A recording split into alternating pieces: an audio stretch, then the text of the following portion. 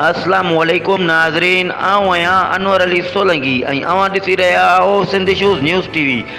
ख़बर शामिल कंदासीं सकरन खां एहसन अली सोलंकी जी। अमीर जमायत इस्लामी पाकिस्तान सिराजुल हक पीर ज़ाकिरी सकरन जे गादी नशीन सैयद मुनीर शाह जी दावत में मीडिया से मुखातिब थींदे चयो आहे त अल्लाह ताला पाकिस्तान के कुदरती वसीलनि सां मालामाल कयो आहे, पर अल्लाह जे निज़ाम सां बग़ावत ऐं नाफ़रमानीअ जे करे बदअमनी बुख ऐं बेरोज़गारी जनम वरितो आहे। इहो ई सबबु आहे जो अवाम सख़्त परेशान आहे।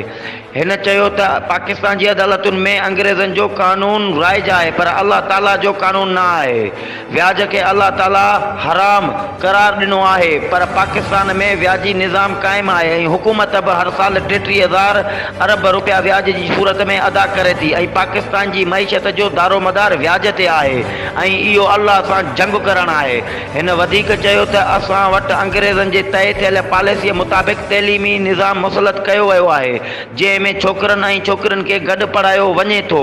हिन वधीक चयो त पाकिस्तान इस्लामी कानून ते अमल करण लाइ ठाहियो वियो आहे, पर 73 साल गुज़रण बावजूदु ममुलिक ते इस्लामी बणिजी न सघियो ऐं पाकिस्तान जी अवाम पंहिंजनि घरनि में बि महफ़ूज़ न आहे ऐं हितां जी अवाम पंहिंजनि मुहाफ़िज़नि खां बि डिॼे थी। हिन चयो त जमायत इस्लामी अल्लाह जे निज़ाम लाइ कोशां आहे ऐं जेकॾहिं इस्लामी निज़ाम ते हितां जूं सियासी पार्टियूं कमु कनि त असां उन्हनि जो साथ ॾींदासीं, पर उन्हनि पार्टियुनि इस्लामी कानून खे विसारे अंग्रेज़नि जी छॾियल निज़ाम खे तरजीह ॾिनी आहे। वधीक ख़बरुनि ऐं अपडेट्स लाइ ॾिसंदा रहंदा सिंध शूज़ न्यूज़ टीवी।